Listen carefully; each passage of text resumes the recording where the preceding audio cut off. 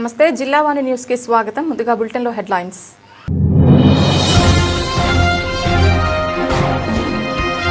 మాతృమూర్తికి ఇచ్చే సమాన గౌరవాన్ని మాతృభాషకు కూడా అందించాలని ఒడిశా గవర్నర్ కంబంపాటి. విశాఖ జిల్లా పెందుర్తి మండలంలోని బాలాజీ హైఫీల్డ్స్ ఇంటర్నేషనల్ స్కూల్ వార్షికోత్సవ వేడుకలకు హరిబాబు.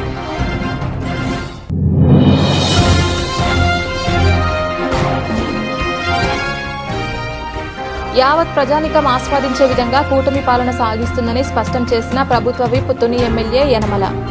కాకినాడ జిల్లా తుని తొండంగి మండలంలో పెన్షన్ పంపిణీ కార్యక్రమంలో పాల్గొన్న దివ్య.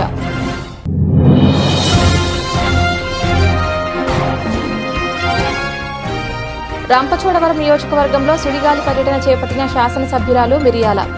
కిడ్నీ వ్యాధి సంబంధిత వ్యాధులతో మృత్యువాత పడిన కుటుంబాల వారిని పరామర్శించిన శిరీష.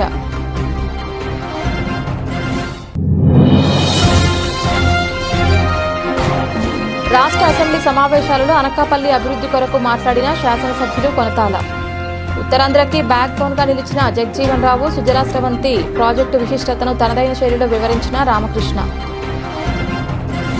మాతృమూర్తికి ఇచ్చే సమాన గౌరవాన్ని మాతృభాషకు కూడా అందించాలని ఒడిశా గవర్నర్ కంబంపాటి హరిబాబు సూచించారు. పెందుర్తి మండలంలోని బాలాజీ హైఫీల్డ్స్ ఇంటర్నేషనల్ స్కూల్ వార్షికోత్సవ వేడుకలకు హరిబాబు ముఖ్య